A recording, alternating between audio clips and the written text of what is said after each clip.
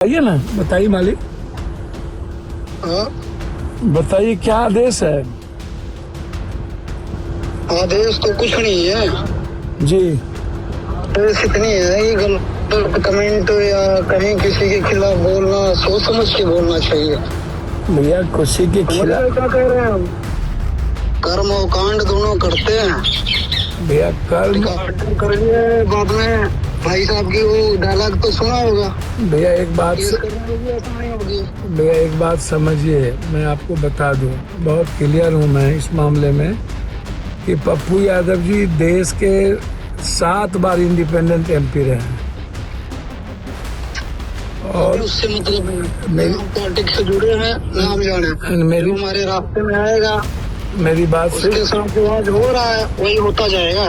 आपके रास्ते में ना कोई जा रहा है, ना जाता है, ना जाएगा। वो पॉलिटिकल चीजें हैं, पॉलिटिकल चीजें होती रही, बात करते हैं। पॉलिटिकल नाले किसी के खिलाफ बोलना, किसी को शब्द बोलना पॉलिटिकल नहीं है। बाकी हम देख लेंगे, एक बार फोन करने का मकसद यही था, सुधर जाओ, नहीं आगे तो देख ही लेंगे हम। ज्यादा इस रूप में नहीं लेता हूँ कि जब मैं दौड़ूंगा तो गिरूंगा भी, मैं तैरूंगा तो डूबूंगा भी, तैराकी भी कराऊंगा।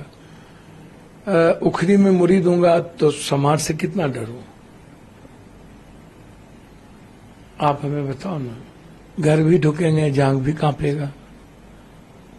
तो ये स्वाभाविक है, बचपन से मैंने झेले हैं। मैंने देखा है सामाजिक न्याय की लड़ाई में, सामाजिक व्यवस्था में कई तरह के उतार चढ़ाव। कहावत है, कुत्ता चले हाथी चले बाजार, कुत्ता भूखे हजार। मेरी किसी से इस जिंदगी में व्यक्तिगत लड़ाई नहीं है, वैचारिक मैं बात करता हूं। गाना नहीं है,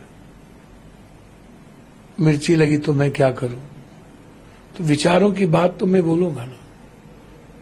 सुरक्षा ना सुरक्षा की जिम्मेदारी सरकार की है। मैं झारखंड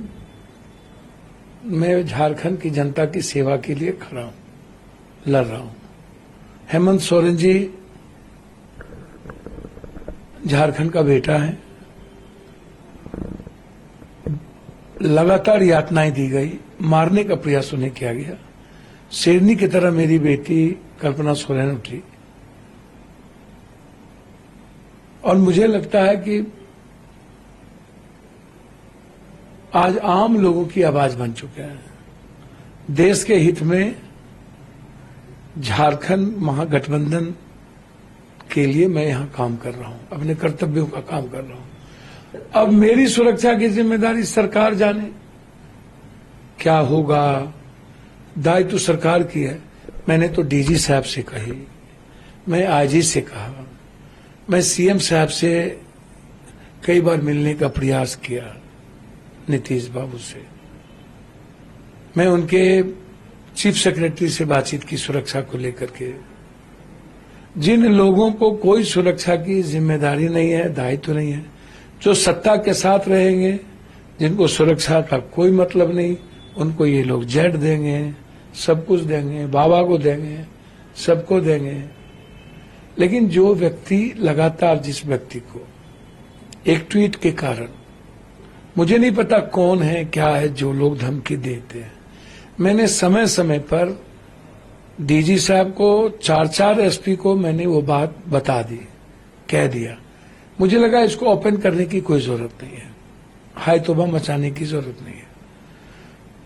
और इतनी धमकी के बावजूद मैं बम्बई गया था। मैं सलमान जी से मिला, बात की मैंने। उस दिन रात में डिनर था मेरा। मैं बाबा सिद्दीकी के परिवार से मिला, फिर हम आए।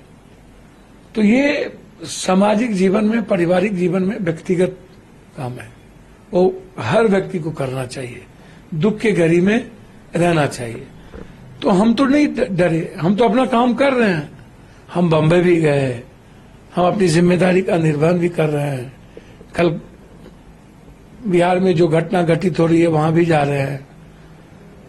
तो हमने तो पूर्णिया में भी, Purnia SP, Katihar SP, Madhepura SP, IG, DG, हमें जब खबर मिली इस नंबर से लोग आए हुए हैं विभिन्न जगहों पर, हमने नंबर तक दिया हमने आईजी से 2-2 बार बातचीत की। तब सत्ता में नहीं हूं इसके लिए हमें मर जाना चाहिए या इनकी सुरक्षा की जिम्मेदारी नहीं है। मुख्यमंत्री जी सत्ता वाले लोगों को समय देंगे, गैर सत्ता वाले से मिलेंगे भी नहीं। तो कम से कम बिहार सरकार इतना बेशरम तो ना हो कि आप, और भारत सरकार से, गृह मंत्री जी से भी मैंने बातचीत की। क्या आपने लेटर लिखा गृह मंत्रालय को? मैं बातचीत तक किया था सुरक्षा को लिए, फोन आए उनके, मैंने उस वक्त बातचीत भी की अमित शाह जी से, फिर पत्र भी लिखा। तो सत्ता के साथ आप नहीं हैं तो आप मरिए, श्रद्धांजलि बाद में दे दी जाएगी। अब नीतीश बाबू तो किसी से मिलते ही नहीं, उन्हें तो मिलने ही नहीं दिया जाता, घेर के रख दिया गया है। नीतीश जी से ये जो जमीन माफिया है, गलत लोग हैं, पप्पू यादव जैसे सच्चाई वाले लोगों को मिलने ही नहीं देंगे। और उनके चीफ सेक्रेटरी कहते हैं दीपक बाबू की सुरक्षा के लिए आपको नीतीश जी से मिलना होगा। मैं उनके प्राइवेट सेक्रेटरी को फोन करता हूं तो वो कहते हैं कि मैं कह दिया हूं। मैंने तो उनके प्राइवेट सेक्रेटरी को फोन किया कि भैया मुझे मारने की साजिश की जा रही है। तो कहां अनसुनी, सबने अनसुनी कर दिया। इतनी बड़ी बड़ी घटनाओं के बावजूद न तो केंद्र सरकार गंभीर हुए सुरक्षा के प्रति, तो मुझे चिंता नहीं है। मैं तो आग्रह हाथ जोड़ के करूंगा, आप सुरक्षा देने में सक्षम नहीं हैं तो आप कह दीजिए, मैं अपनी सुरक्षा खुद कर लूंगा। सलमान खान के प्रकरण के बाद जब उन पर आपने उनके बारे में बातें की, उनसे नजदीकी आपने जाहिर की, उसके बाद से धमकी आने लगी। देखिए, सलमान खान की बात नहीं है या बाबा सिद्दीकी की बात नहीं है, न किसी गैंग की बात है। मैंने स्वाभाविक रूप से एक ट्वीट किया कि देश, संविधान, लोकतंत्र से बड़ा कोई नहीं, कोई व्यक्ति नहीं। कानून सबसे बड़ा, संविधान सबसे बड़ा। उससे बड़ा यदि कोई भी सरकार किसी को बनाता है तो वो गलत है। बस मैं फिर कह रहा हूं, न मेरी किसी से निजी दुश्मनी है, न मुझे किसी के गैंगवार से लेना देना है। संविधान और कानून और लोकतंत्र की बात आएगी तो मैं वैचारिक बात करूंगा।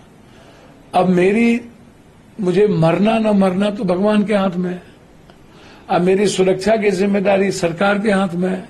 अब सरकार मुझे मरवाना चाहती है कि बचाना चाहती तो सरकार जाने। इतने समय समय पर वीडियो ऑडियो देने के बावजूद एक भी एसपी, एक भी डीआईजी, आईजी ने एक प्रतिक्रिया तक नहीं दी, तो इसका मतलब साफ है कि वो श्रद्धांजलि देने आएंगे।